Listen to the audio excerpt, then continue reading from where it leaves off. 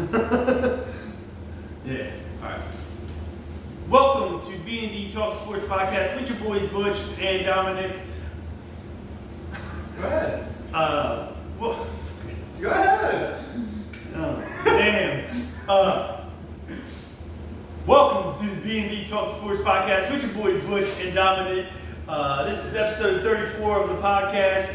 We're just a father-son that likes to talk sports, and we just kind of try to do a weekly podcast, bring to you guys just a little bit of what we think is going on in the sports world. On this week's episode, we're going to make our top 25 way too early college football preseason rankings. Like I said, it's way too early to even tell what is going to happen starting week one. It's just something fun to talk about. Then we're going to talk a little bit about the NBA playoffs. Last week we did spin the wheel, see if we could build a team to go 17-0 in the NFL. Obviously, I had the 17-0 team. We don't know that. But this week we're going to try to do it with an NBA team. 82-0. Try to build an 82-0 NBA team. Just like I said, it's just a little fun thing, kind of get through. Got that film on my team. And then there was some sad news that happened really yesterday, Tuesday, May 12th, which we'll talk about that. What's the equal to land on the Cleveland Browns? Probably Washington Wizards. Actually, Wizards have AD and Trae Young. Jazz? Maybe. We'll even talk a little bit about the draft lottery, and just kind of see. Chicago. Just kind of go over that, give our thoughts on that. But starting off, in the NFL world today, Aaron Rodgers still hasn't signed with the Pittsburgh Steelers after there was rumors that he was going to meet with them last weekend. Supposedly he was never even in the city. Then there's reports that he was in the city, but he was just golfing. So nobody really knows what's going on with Aaron Rodgers. I don't even think Aaron Rodgers knows what's going on with Aaron Rodgers. It's just NFL offseason. It seems like every year it's about what's Aaron Rodgers going to do. Is he going to retire? Is he going to play? Where is he going to play? My question is, do you know what you're doing with that coffee? Because I was in the middle of talking, so I didn't know. When are you picking it up and next you're putting it down? But got some of that news. The NFL and the Referee Association, they came to a new deal where it's a new 7-year contract, so there'll be no replacement refs this year. That's a good thing. I think that was one of the things Aaron Rodgers was holding off on because he was part of that Hail Mary. Last time we had the replacement refs during the ref lockout, which he probably didn't want to be involved in that again. Let's see, what else? Juwan Jennings signed with the Vikings. David Njoku signed with the Chargers. I think that's really about it. There ain't a whole lot going on in the sports world. NFL world right now because it's off season. Starting to do some OTAs, mini camps, stuff like that. Well, I saw my For You page showed me that one punt from the Seattle a couple years ago, the double punt. Yeah, you never seen that? I've never seen it before. I've seen it before. And the commentators were like, that's coming back. That's coming back. Even the Wolves analyst was like, that's coming back. Yeah. And then they said it was, damn. I didn't even know that. But let's see. Like I said, not a whole lot going on during the off season right now. You will have a couple random signings here and there. I guess the biggest thing we're waiting on is tomorrow night, Thursday, May 14th, the NFL schedule release. Comes out, the NFL schedule is released tomorrow night, and it'll give people something to talk about with the NFL world. Bright note for the Atlanta Falcons, Michael Penix is out throwing the football when people thought he was going to be completely laid up for 9 months, not throwing any footballs or anything like that. So he's just not going to be able to do full contact drills right away, mini camp OTAs, ain't no contact anyways, even during training camp. Yeah. So he'll be ready, but I think he'll be ready by week 1. Well, plus he's a quarterback, and quarterbacks really don't get hit. That's what I'm saying. Yeah. So Penix would probably, there's a good chance that he could be week 1 starter if healthy, and if he could beat out Tua. I think it's gonna be that D2 quarterback. Jack Strand. Yep. You never know. Right now he's battling for that third string quarterback with Trevor Siemian. But for Quarterback Easton Stick for him. we had him last year Oh. and the year before. He was with his past 2 seasons.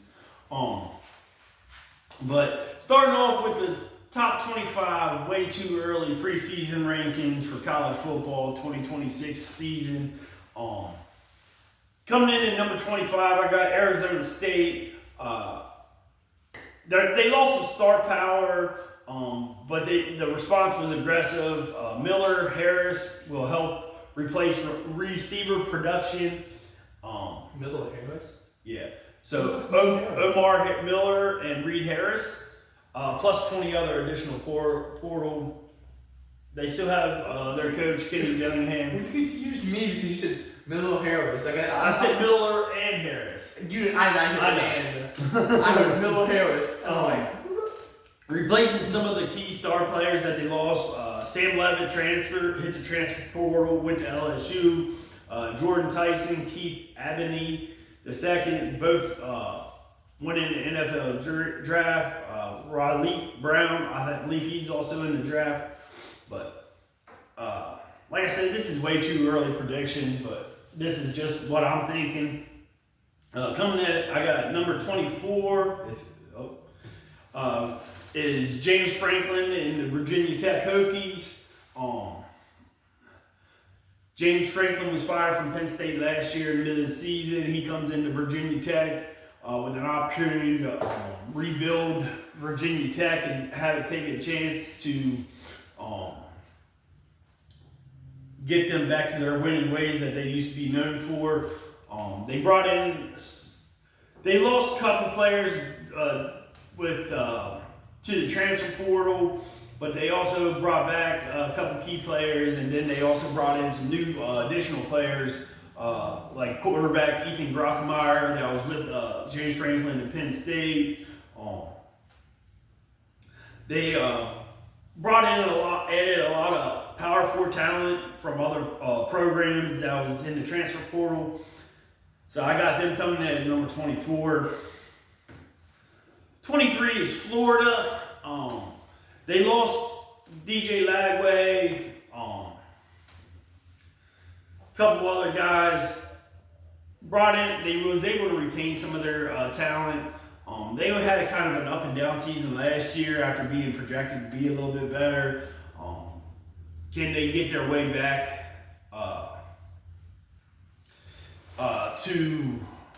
to their winning ways? Like I said, Florida lost a ton of talent, but they added some major transfers in this class. The ceiling is high, but with the schedule and the quarterback battle makes this a risky pick. So we'll see if they can pan out and ultimately find their way up higher in the top 25, or if they'll drop down. Coming in at number 2 is University of Louisville. Louisville's edge group could be a nasty with Keyholtz adds mobility. Adds mobility. If the receiver room holds up, the Cardinals can win the AAC. What's up about mobility? That guy adds mobility. No, come on. You were struggling saying it. I was having home trying to make sure the name. God damn it. Alright. Coming in at number 21, it's a team that's always kind of in the mix for the top 25. Really known for their defense and their run game. They lost their quarterback, Mark Gronkowski. last year after that was the starting quarterback last year. I forgot to say it's Iowa Hawkeyes at 21. They got like I said. Shut the fuck up, all right? I was doing to you. I broke my bucket and my nose. Classic Iowa defense, special teams, tight ends, run game, and chaos. If quarterback can play becomes functional, then they can be a hard team to beat. And like I said, this is way too early. These are just kind of projections based off of what guys are returning, what guys they added to the program, and how after their spring practice and games were. What? You have to say that every time after saying somebody on the list? Yes. Shut up. You gotta say way too early after every pick? It is way too early preseason prediction. But I think after the first 5, I think they Okay, I won't say it no more, jackass. Alright. Coming in at number 20 is University of Washington. Key losses they had was Jody Coleman, Denzel Boston, Tashiro Davis, and Epicene Prize Stock. They're returning their starting quarterback from last year, Demon Williams Jr. Oh my God. I'm not doing anything. Washington's defense may lead early with the offense, while the offense finds new receivers, answers. Demond Williams Jr. gives them enough upside to stay ranked. I know, I'm having a hard time talking, okay?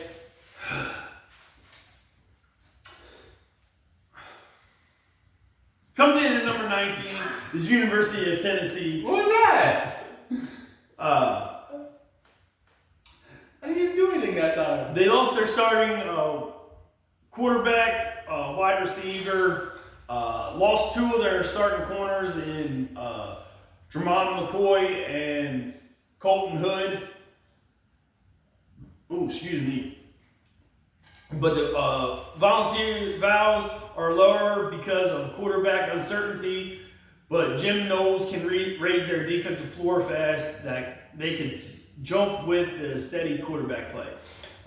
Jim Knowles was the defensive coordinator for Ohio State 2 years ago when they won that national championship, but then he went to Penn State. Penn State's defense didn't live up to the hype that everybody thought. So now he's at Tennessee, see if he can build that defense a little bit. Let's see. Number 18 is Utah. We got some questions, uncertain questions around them as they are going into the season with a new head coach after Kyle Whittingham left in the off season to go to Michigan. Why you look so confused? I'm not. I'm just listening. I'm not allowed to laugh They're going to be replacing 2 of their starting tackles from last year, and Spencer Fanu and Caleb Lumu, who both was first-round draft picks this past off season. Like I said, Utah loses a legendary coach and a trench pieces, but Damper and Parker will give the offense a strong backbone. Physically keeps them relevant. Let's see. USC comes in at number 17. They lost 2 of their starting wide receivers, Mekhi Lemon and Jacoby Lane. Both of them went into the draft. So same way with Kamari Ramsey. He was in this year's draft. Lincoln Riley always seems to have a pretty good offense. And they still got their quarterback, Jaden Mayaba.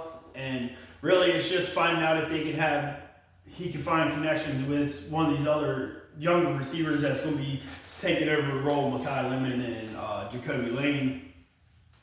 USC finally has a real line of scrimmage strength. If the new receivers hit and the defense improves, Lincoln Riley has a dangerous roster. All right. If you have any comments, I don't have anything to say. I'm just listening. All right. I don't know. I don't know any of the teams you just said. Yeah, I know you're like. We didn't. This is my part of the show where he don't even know anything about it, and then I don't really know anything about what he's going to talk about later in the show, and we just kind of feed off of that and kind of chime in whenever each other when we have questions or anything like that. Coming in at number 16 is BYU. BYU has the Big 12's most stable core with Bachmeier and Martin. Replacing top pass catchers is the biggest offense's challenge. Like I said, they still got, he was a true freshman last year, came in and played. He'll be starting the season off again in Bear, Brockmeyer. They was able to keep their head coach this offseason after a lot of speculation that he was going to go to Penn State, but BYU was able to fork up enough money to keep him there at BYU. Well, he not the best Big 12 team. No. Because I said most stable core. Well, we know who the best Big 12 team is. A team that what you're going to say is a team that's not even in the top 25. Well, because you a hater. I'm not a hater. West VU's not that good right yet. Just like Maryland ain't that good. I don't have them in the top 25 either. But see, you can't really shit talk my team when we finished the same record. I know. And y'all started off 4-0. Coming in at number 15. Really? What'd they do? Penn State. I just don't like Penn State. Yeah, I know you don't like Penn State. They lost some key players in Drew Aller, but he missed part of the season last year with the injury. K-Tron, Allen, Nicholas Singleton, Zane Durant, Dennis Sutton. Drew Aller went in the draft. Nick Singleton, Zane Durant. I think pretty much all of them was drafted in the NFL draft this season. They also lost Ethan Brockmeyer. Like I said earlier, he went to Virginia Tech with James Franklin. Coming into this new season, Penn State has a new head coach in Matt Campbell, who came from Iowa State, which he ultimately brought over his quarterback that he had there at Iowa State, and Rocco Beck. Oh, excuse me. Penn State rebuilt heavily through the portal and has a helpful school schedule. Beck's health and offensive explosiveness are key variables. So if Rocco Beck can stay healthy and get on the same page with some of the wide receivers and run game and stuff like that, Penn State can be different, kind of not underdog, but underrated team that could possibly move up. Coming in at number 14 is Michigan. Like I said, they got a new head coach and I just said his name. Kyle Whittingham earlier. He brought in his offense coordinator from Utah as well. Lost a couple defensive players in the draft, and Derek Moore and Deshaun Barman. My dudes. But they also they still got Bryce Underwood, who was a true freshman and started last year. He's coming back for his second season, staying with Michigan. I think Kyle Whittingham is going to build up that offensive line, and then he'll be able to maybe unlock a little bit more from Bryce Underwood, who showed flashes last season but didn't quite live up to the hype. He was a 5-star coming in, #1 player in his recruiting class. Let's see. Michigan's defense and line play will keep them in every game. A second-year lead from Bryce Underwood could move them into playoff lock territory. Playoff luck. Coming in at number 13 is Ole Miss. they lost a couple key wide receivers and a couple defensive players. Their offense coordinator left to go to LSU. Lane Kiffin went to LSU. Well, he left mid-season. Yeah, well, right before the playoffs. Yeah. So they're going to be Pete Golden became the head coach after being interim coach for the playoffs last year, which they performed well underneath him. They also still got Trinidad Chamberlain, Keywan Lacey, while also adding a couple other players. And the portal, the Rebels have a legit quarterback, running back duo, and enough portal talent to stay dangerous. Receiver turnover and defensive inconsistency determine the ceiling of the team. You say inconsistency? Defensive You consistency. said inconsistency. No, I said consistency. I think you added IN. No, I didn't. All right. Coming in number 12 is LSU. Like I said, their key additions this year, Lane Kiffin, Charlie Weiss Jr., and then they brought in Sam Levin from Arizona State. Rumors are saying that they're going to have close to like a $60, $70 million roster going into this season. But there's still some unknowns with LSU. They underperformed last year, but they, like I said, they went and brought in Lane Kiffin for a reason. And everywhere Lane Kiffin has went, for some, he's been able to turn that team around and kind of turn them into winners. There's still some question marks whether it's going to happen in the first season. But with LSU is loaded with upside after a major offensive reset, health, chemistry around Sam Levitt decides whether this becomes a playoff team or a chaotic 9-win team.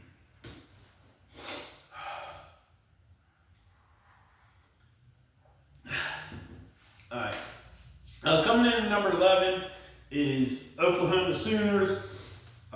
They lost a couple key players, a couple wide receivers left into the draft, a couple of defensive players, but they do still have John Mateer coming back. If he can stay healthy, this team will be able to thrive a little bit better. You can see it last year. He played really, really well at the beginning of the season. He was kind of in the Heisman talk, one of the Heisman favorites. Injured his hand, broke his hand. Missed a couple of games, came back, I think, a little prematurely. Didn't look quite the same there. Oklahoma's defense should be legit. If Mateer is able to protect the ball and the offense stabilizes, the Sooners can push into the SEC title race. Coming in at number 10 is Alabama. I could have put them lower in the list, but then I could have not put them too much higher than this. They lost Ty Simpson, Caden Proctor, Justin Jefferson, Deontay Lawson, Kenneth the third, Keenan there. But they still have Ryan Coleman Williams. Ryan Williams added Coleman before Williams now, so it's Ryan Coleman Williams. They still got elite talent, but there's more questions than usual at the quarterback position and in the front seven. The ceiling is still national title level. All right. The biggest question is their quarterback situation. They got a quarterback battle going into the season with Austin Mack, who was Ty Simpson's backup last year. I believe saw a little bit of time in this, during the season. And then they have Keon Russell, which was a high touted 5-star prospect that was redshirted last year. Them two are going to battle it out. So there's kind of a question mark at that quarterback position just with inexperience. Coming in at number 9, Texas A&M. Key losses they had was KC Concepcion, Trey Zoon III, Cassius Howe, and offensive coordinator Colin Klein. They still have Marcel Reed, their quarterback from last year. The Aggies have a playoff caliber defense and a dangerous Reed to Carver offensive core. The issue is turning the roster talent into weekly consistency. So last year their offense and defense was inconsistent throughout the season.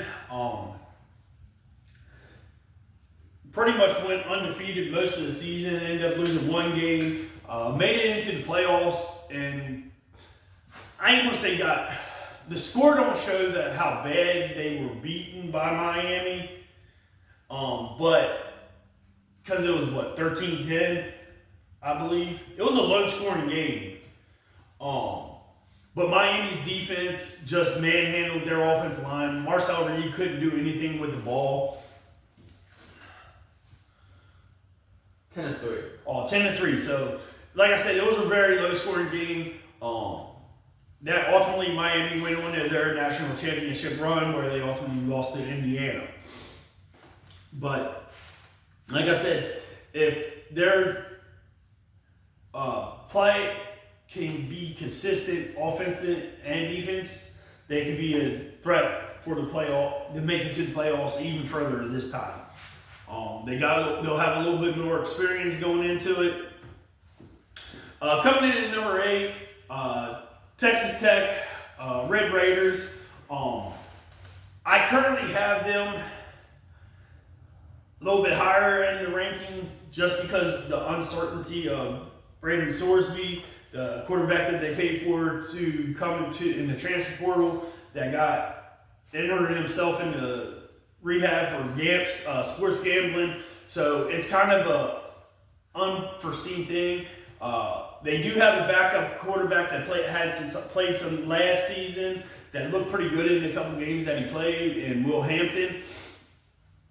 But which ultimately, if Braden Sorsby doesn't come back, it'll be Will Hampton's job. But if Braden Sorsby is able to, and Texas Tech is able to fight the NCAA and get his eligibility back, then it should be pretty good. The Red Raiders have a top 10 roster on paper and enough portal firepower to win the Big 12. Quarterback uncertainty keeps them out from the top 5.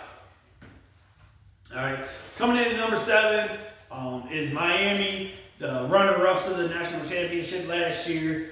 They've lost a lot of help, a lot of talent on the offense and defensive line.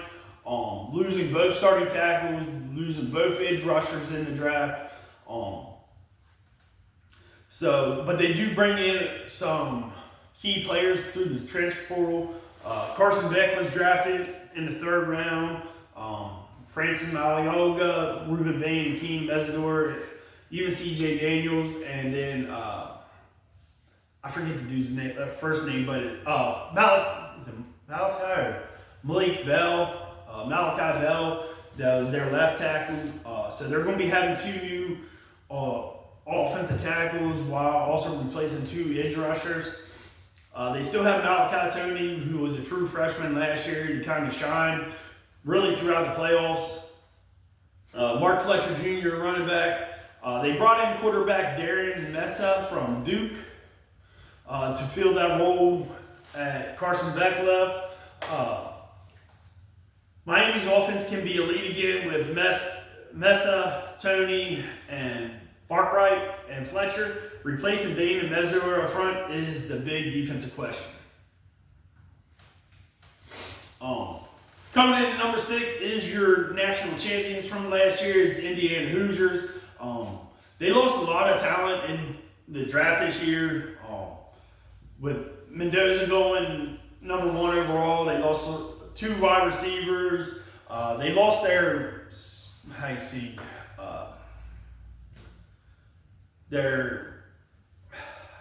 I'm trying to think. Like, the defense was built around this player and D'Angelo Pons. Their whole defense ran through him. Aiden Fisher went into the draft, was drafted. So they're going to be replacing a lot of talent But one thing Kurt Signetti is able to do is he's a great talent evaluator.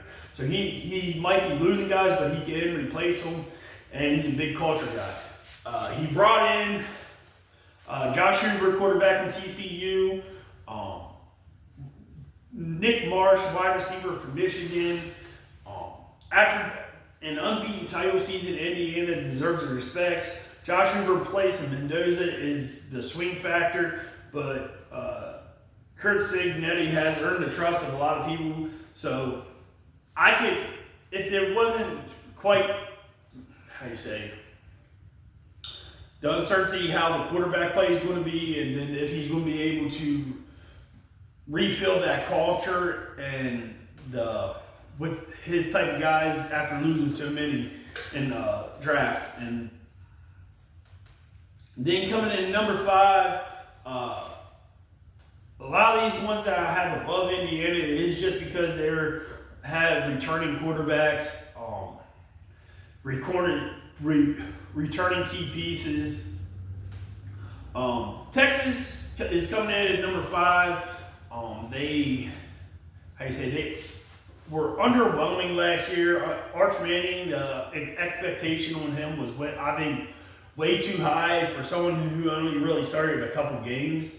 And then later in the season, once he started getting comfortable, getting in a rhythm, he was able to show that little bit more skill. Like I said, they'll return Arch Manning. They've still got Ryan Wingo. They probably have if not the best, he's definitely top 2 defensive end edge rusher in Colin Simmons. They brought in Cam Coleman, probably the number 1 prospect, wide receiver, transfer portal prospect coming from Auburn. If he can kind of find that rhythm and build that bond with Arch Manning, they could be a dynamic duo. Texas has one of the highest offensive ceilings in the country. Arch Manning with Ryan Wingo and Cam Coleman could be explosive if the offensive line is able to hold up. Coming in at number 4 is Notre Dame. Like I said, they have that returning quarterback in C.J. Carr. He was a true freshman last year. He's coming in. This is going to be his second season in the offense. They are going to have, I think they're definitely going to have a hard time filling the hole that Jeremiah Love left in the offense after Jeremiah Love and his backup both were drafted in the first round, and with Jadarian Price also going to Seattle. So a lot of that offense ran through Jeremiah Love last season. Will they be able to not necessarily replace that production, but kind of fill it in a little bit? They're not going to get the full replacement of it. The Irish have a championship caliber defense core with a high upside quarterback. Replacing Love and Price backfield production is the main concern. They're also coming into this season with a huge chip on their shoulder after they felt that they were wrongfully left out of college football playoffs. Wrongfully left out. They could definitely be a national championship contender this year. Coming in at number 3 is Georgia. It's like they are losing Zachariah Branch, a couple defensive pieces, and an offensive tackle in Monroe Freeling. They lost C.J. Allen and Christian Miller on the defensive side, but they still have Gunnar Stockton, Dave Frazier on the offensive side, bringing back their quarterback from last year. They're still going to have that defense that that good defense that they always had. Georgia remains built like the SEC title team. The roster floor is elite, especially on defense and in the trenches, even if the pass rush and receivers depth are questions. All right. Number 2 is University of Oregon. Dante Moore opted to return for one more year, and instead of going into the NFL draft, they lost a couple offensive linemen, kind of a couple defensive pieces, wide receiver. They lost Kenyon Sadiq, their star-studded tight end. They did bring in Dylan Raiola to back up Dante Moore. So even if something would happen to Dante Moore, they do have a quarterback with some experience coming in that could fill in. The Ducks have the safest mix of quarterback play, elite receivers, front seven talent, and staff stability. Their roster looks like a complete title contender. And then coming in at number 1 is Ohio State Buckeyes. They lost a lot of talent into the draft with Caleb Downs, Arvell Reese, Sonny Styles, Carnell Tate, Max Clare, and Davison Igbinosun. But they still have Julian Sagan. They still got the running back Bo Jackson. Ultimately, probably the best college football player in the NCAA right now with Jeremiah Smith returning. They brought in some transfer portals. They got Chris Henry Jr., probably a 5-star wide receiver. Just reloading that wide receiver room. They did have 2 receivers leave. Once Brian Hartline left to become the head coach of UCF, which will that offensive coordinator leaving, will that change things up? They did bring in an NFL coordinator like they did last year with Matt Patricia. This year they brought in Arthur Smith as the offensive coordinator, trying to bring that NFL scheme like they did with the defense. Like I said, they lost a lot of talent, but every year it just seems like it's just a feeding system of 5-star or 4-star talent that they just find ways to build that team and make them championship talent. Best blend of the roster talent, playoff experience, recruiting depth, and title expectations. Even with turnover, the Buckeyes reloaded better than almost anyone. So, you got an opinion on any of them? Yeah, I think West Virginia should be over there. Because, we got... Yeah. You got Rich Rodriguez. Yeah, that's all we need.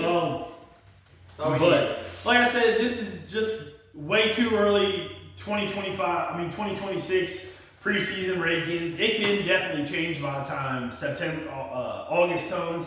We're like 100 and some days away from the first game. They have released the first 2 games for College Game Day in Clemson, LSU, and Ohio State and Texas. So week 1 it's Clemson, LSU. Week 2 it's Ohio State and Texas again. Which the first time. Yeah. So, other than that, like I said, you got anything else? Anything you want to talk about college football? Just go Mountaineers. Hey, well, last year you was worried because you thought Maryland's quarterback was playing too good, and he was going to leave y'all. And I thought as soon as you start saying that, y'all start shitting the bed.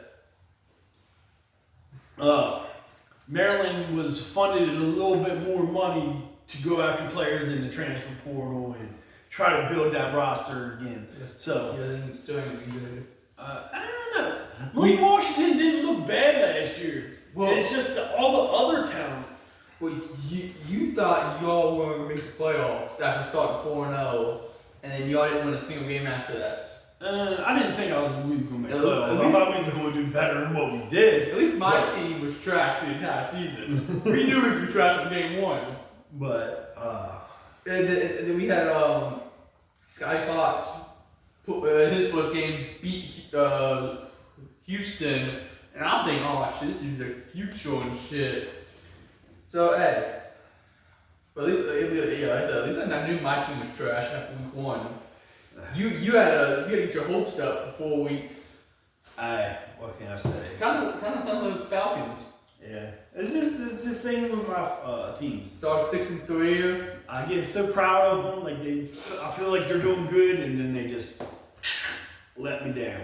Kind of like Yeah. Joel Embiid and the 76ers.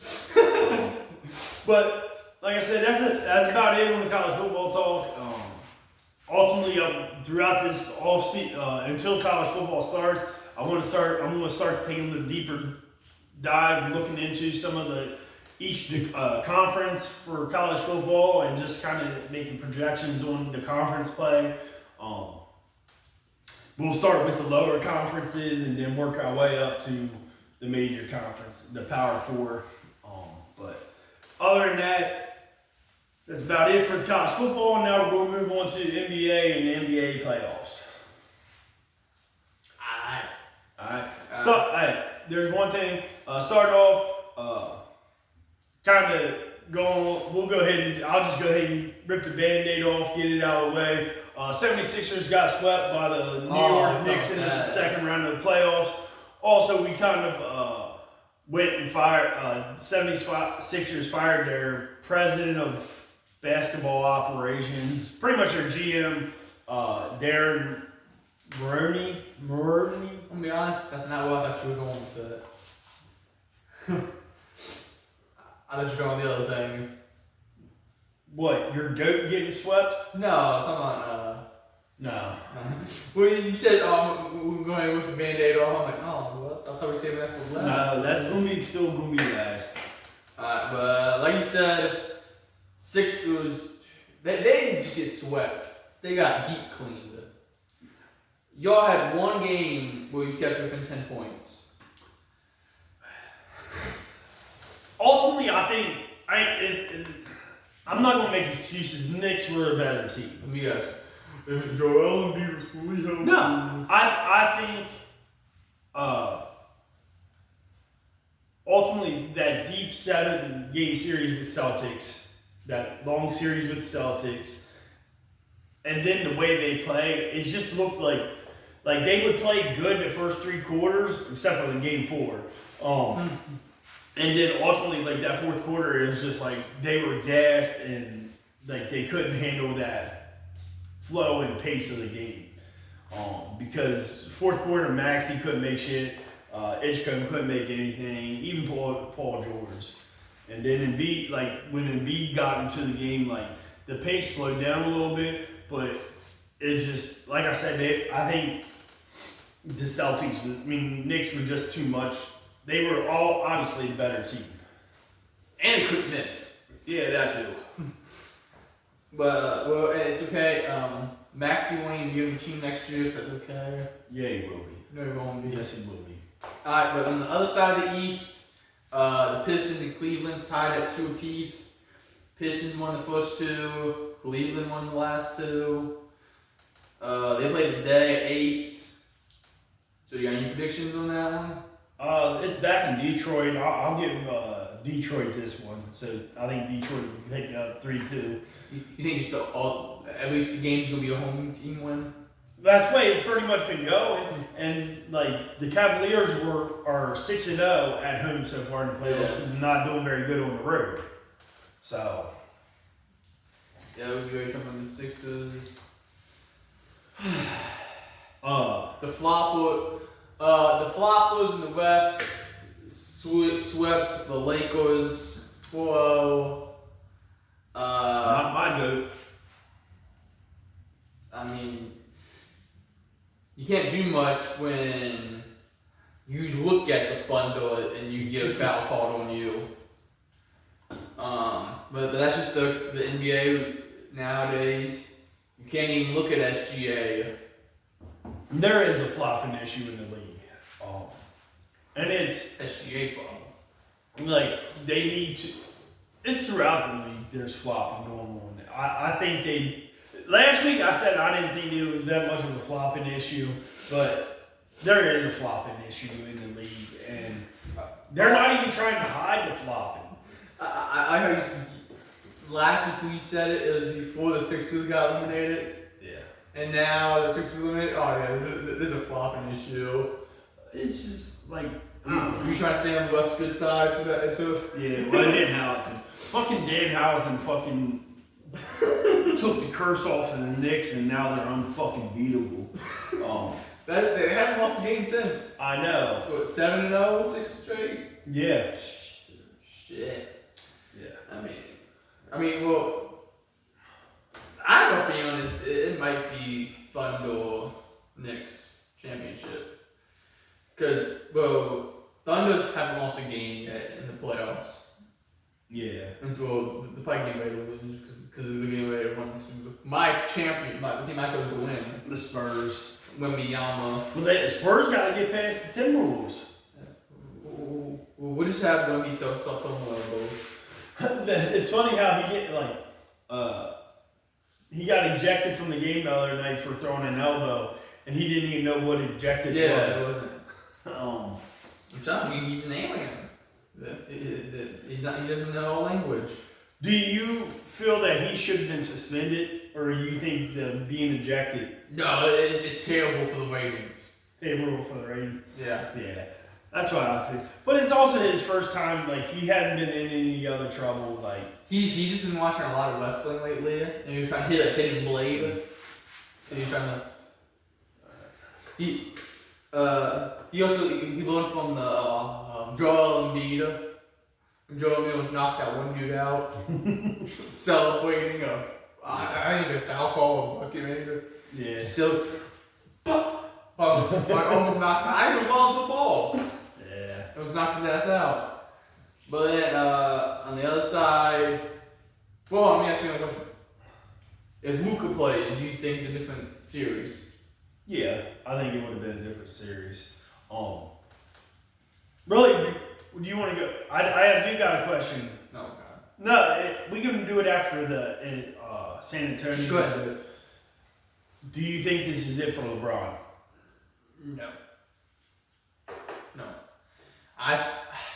Maybe in LA, but I've always said I think he goes to Cleveland for one more season and retires. With Cleveland. I just feel like, because part of me thinks he's actually done. He's going to be like, all right, hey, I'm done. I'm going out on my own terms. I think and how, like, he said that he don't want a retirement tour or anything like that. So that's what makes me think that, hey, if it is it's going to be, like, he's not going to announce it until, like, he's actually done. So if he would come out this season, like, I don't see him come back. Now, if he don't come out and say it, then yeah, there's a chance.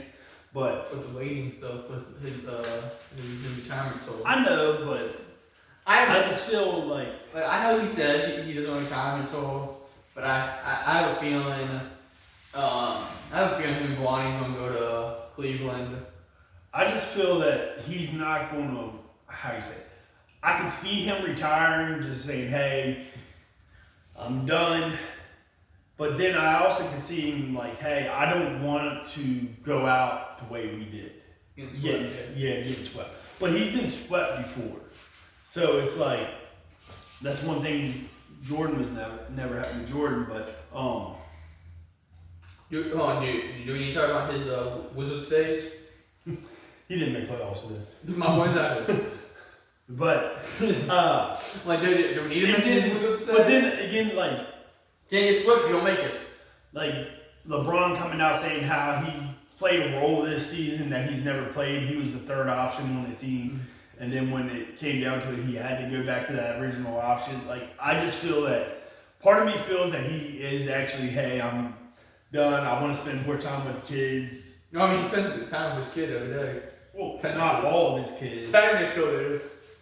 Yeah, like I said, I feel like he goes to Cleveland for one more retirement tour season. Him and Bonnie. If Bryce wouldn't have been redshirted this past year and he went into the NBA draft, then I could be like, all right, hey, he's going to play one more year so I can play with him. But I don't see him getting 2 more years. Mm-hmm. But, well, because Kobe had a little one, Yeah. D-Wade. I just like how he comes out and says he don't want that farewell tour because he don't want it to be made about him. You know what I'm saying? He probably saw John Cena's farewell tour and said, "Shit, that's terrible. I don't want that." But then on the other side of the West bracket, we got the San Antonio Spurs currently up 3-2 on Minnesota. After the Spurs really just dominated Timberwolves last night. Do you feel in Game 4 when Wemby was ejected? Do you think that ultimately, how you say it, drew the series out a little bit longer? Prolonged the series. Yeah. I mean, do you think if Wemby, because that was early in the game that he got ejected. Yeah, right. So if he would have played that whole entire game, do you think they would have pretty much ended the series now after Game 5? But they had to prolong it just so the Thunder can get a little bit more break. That's all. That's what it. That's part of the script. All right. It's part of the script. Wemby knew his part. Yeah, he had to get ejected, so Timberwolves could win that game, just so Thunder would get a little bit more break.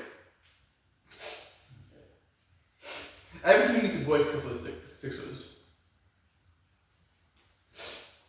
I mean, am I wrong? Yeah. I'm wrong? No, you're not wrong. I'm like, well, Cleveland didn't really. Cleveland, Detroit, but that's because they both went to 7. So. Yeah. But they still ultimately had a little bit longer of a break between games then. But the only team that gets long breaks is Thunder. Well, that's because they're sweeping people. Yes. But hey, welcome to Cancun. Yeah. It's alright. I've been here a while. I had to go to the draft. I had to go to the draft lottery bingo hall meeting for the one time. I had to ask Jazz fan the Jazz where to go because I wasn't used to this, so they're used to it nowadays. So I had to ask around. But speaking of the draft lottery,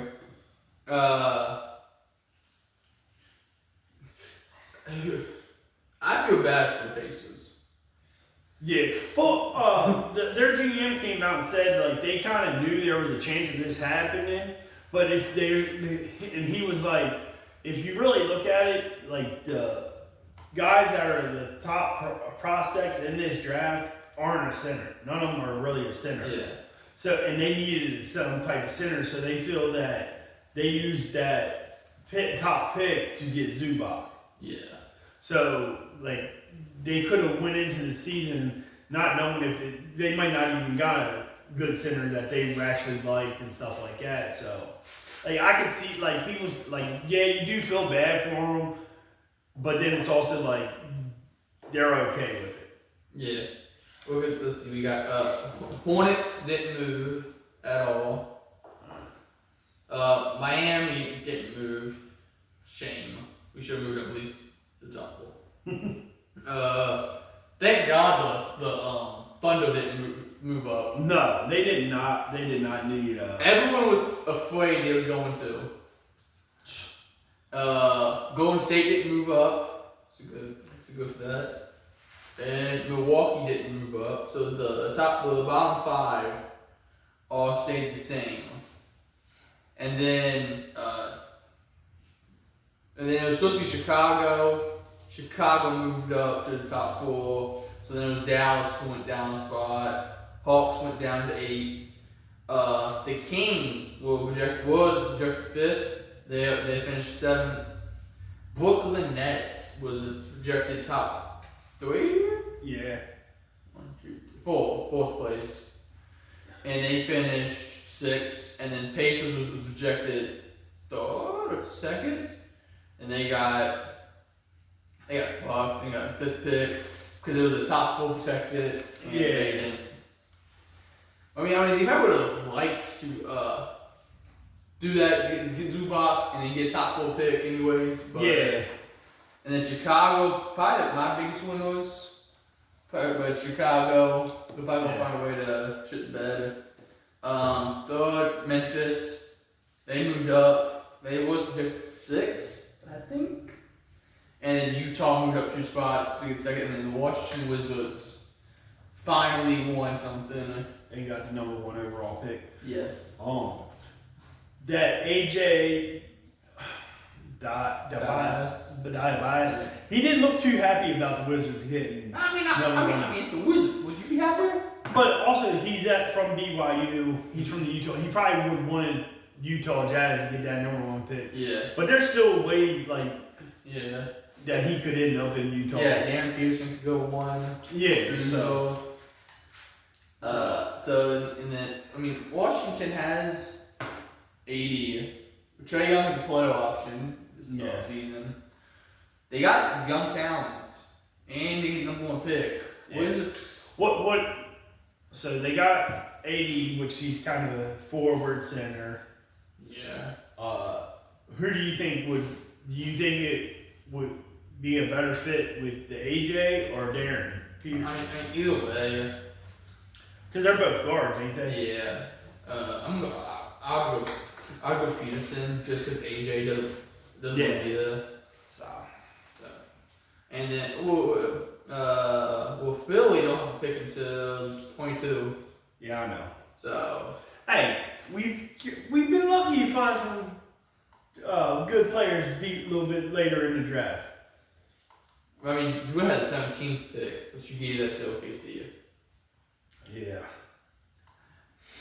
But we would also I think we also had a chance because Thunder got the lottery pick because the Clippers. Yeah. But that was part of the Paul George trade, I think, from OKC to Clippers. Yeah. I think yours was the Jeremy Kane trade. Yeah. Which he's. I think that was a mistake. Thriving in the playoffs now. And it's probably the worst. Seeing your team get swept by the Thunder, and then you go on TikTok and you just see Jeremy McCain and all of them doing TikTok dances. Anything else you got about that? No, not that I can think of right now. Now we're going to. You gonna do that first? Nope. Sad or happy? Nah, it's gonna be the last thing. Damn, we ending on a sad note. It's not a sad note. It's gonna be a positive note too. The positive thing that comes after the sad. All right. I got it planned out in my head. Okay. All right. Well, who went first last week? I did. All right, so you did. You went first last week. Remember we played rock paper scissors. So I get first pick this time. Alright. So now what we're gonna do is we got this wheel, we got a wheel that we're gonna spin it. Whatever team it lands on, we're gonna pick a player from that team and we're gonna try to see who builds the best 8-man rotation. 8-man rotation on the NBA team. Alright. Last week we did the NFL. Obviously, if you guys watched the episode last week, I dominated the competition. It was kind of unfair that I got Cleveland Browns multiple times. I think 3 times. Well, I know it was 2, and then the 1 time was after, I think. Yeah, I got Fannin Jr. and Browns linebackers. Yeah. And then it was right after. Alright, so you're going first? Yep, let's see. Who's going to be the first player on my 82-0? Phoenix Suns. Booker. D-Book? Yeah. He's probably the only good player on that team. Well, because I'm keeping the teams on this one, so you might land on the Phoenix Suns again. I know. Which would suck for me. Washington Wizards. Fuck. You know what? I'm gonna take AD. Alright. Because all healthy and stuff. Yep. I'm okay with that. I'm okay. AD can't get injured in assimilation, so we should be fine. Clippers. I mean, injuries all. Give me Kawhi. Kawhi. Yeah. I swear to God, if I can do this. Rockets. I'm taking KD at small forward. So you got AD and KD. Yeah, I'm going for all the E's. Pause. Pause. Portland Trailblazers. Damian Lillard. I mean, if it's all healthy, so. Yeah.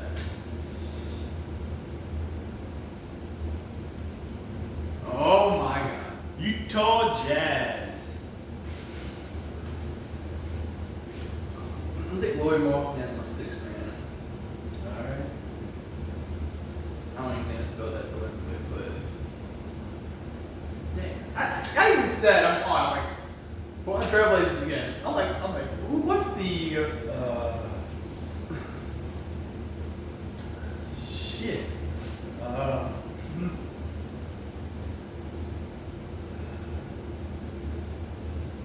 Give me Scoot Henderson. I guess. sixth man? Yeah. Okay, Scoot over Denny. Oh yeah. I Got Amber too. You got to put Scoot. I know. Scoot. God. Sacramento Kings.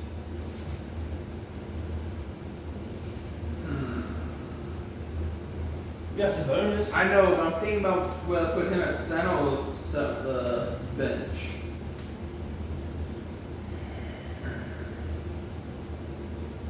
Do I, you know what? Shooting, defense, which kind of shooting?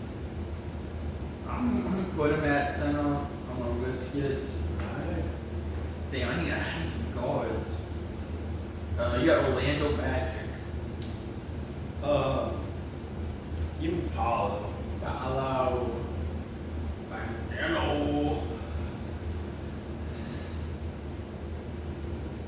Sacramento again.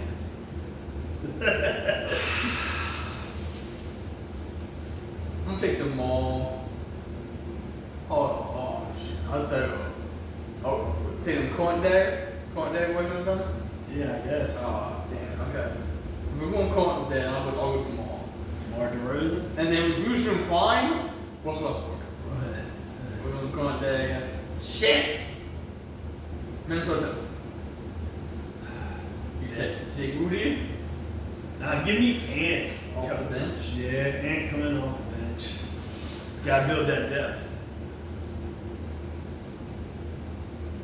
God damn! Phoenix Suns.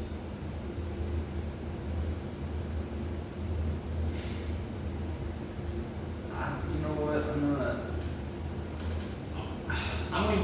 Do I use my last bench please? You know what? I'm gonna use my last bench piece as Jalen Green. Alright. What the fuck is this? Lakers. DeAndre Ayton. Nah. Give me Luca. Man, Coming off the bench. you're a big man. I'm not taking a break. As of right now, no. Shit. Go to state court. Hey, well there you got your one of your guards. Damn. Portland Trailblazers.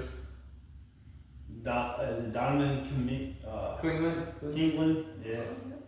That's their center. You could take Robert Williams.